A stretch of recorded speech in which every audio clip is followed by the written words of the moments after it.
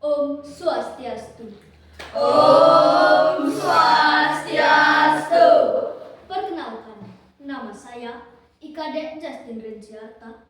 Saya siswa dari SD Negeri 3 Pasanten akan menceritakan sebuah dongeng yang berjudul Janda Ranggu dan Desa yang Menyesal. Cerita ini diangkat dari kisah yang diceritakan oleh masyarakat setempat. Janda Ranggu dan Desa yang Menyesal. Pada zaman dahulu kala, di sebuah desa kecil yang subur dan damai, hiduplah masyarakat yang rukun dan saling membantu.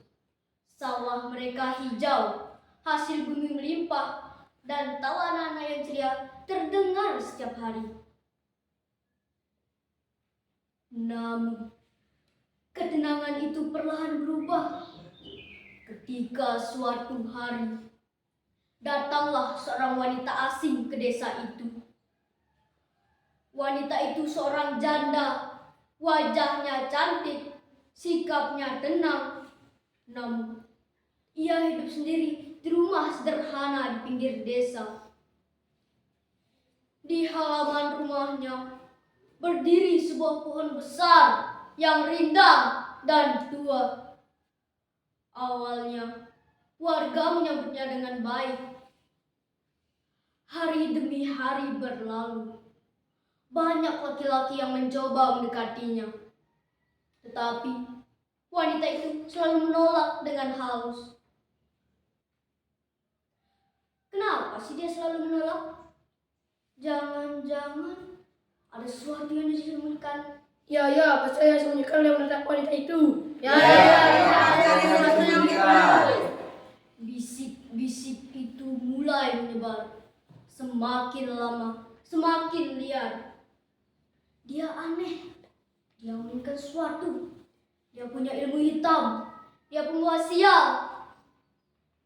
Tanpa bukti, tanpa kebenaran, warga mulai menjauh dan wanita itu semakin kesepian. Waktu pun berlalu. Musim kemarau panjang datang melanda desa. Sawah mengering, tanaman mati, dan persediaan makanan semakin menipis. Tangis anak-anak mulai terdengar. Ibu, aku lapar, Bu. Namun, alih-alih mencari solusi, warga justru mencari seseorang untuk disalahkan. Dan lagi-lagi, semua tuduhan mengarah pada wanita itu. Ini pasti karena dia pembawa bencana. Ya, ini pasti karena dia pembawa sial. Amarah pun mulai menguasai hati mereka, hingga akal sehat pun menjadi hilang. Suatu senja, saat langit mulai gelap, warga berkumpul dengan obor di tangan. Mereka berjalan menuju rumah wanita itu. Tanpa mendengar penjelasan, tanpa memberi kesempatan, wanita itu diseret keluar. Ayo, kita seret wanita itu sekarang.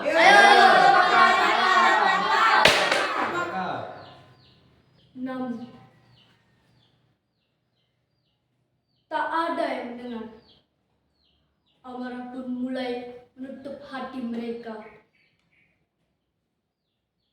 Dan di bawah pohon itu, wanita itu menangis. Aku tidak bersalah. Kenapa kalian memperlakukanku seperti ini?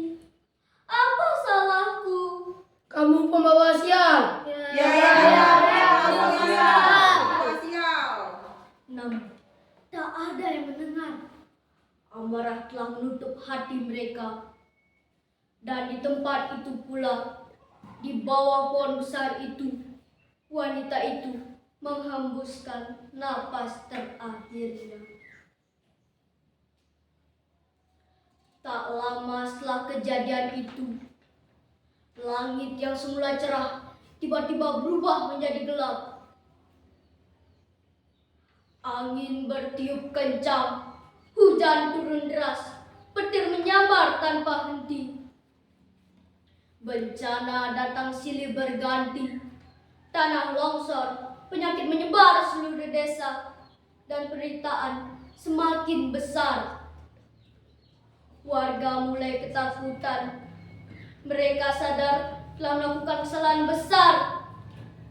Dengan penuh penyesalan, warga akhirnya memohon petunjuk. Hingga suatu hari, mereka mendapatkan jawaban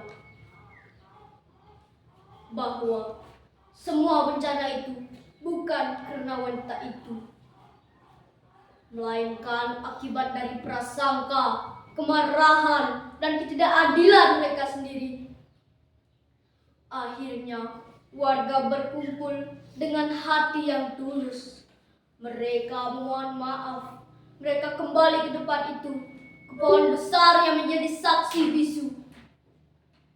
Dan pohon itu kemudian dikenal sebagai pohon rambu.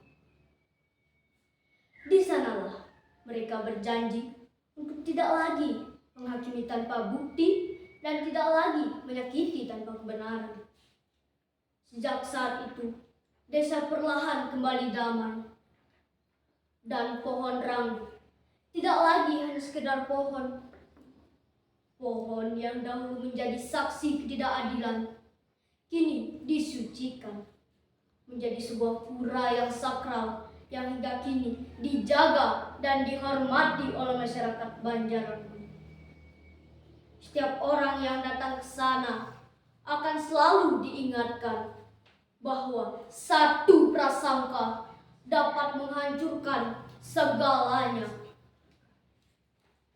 Sekian dongeng dari saya. Saya tutup untuk Parawasanti. Om Santi, Santi, Santi, Om. Om Santi, Santi, Santi, Om.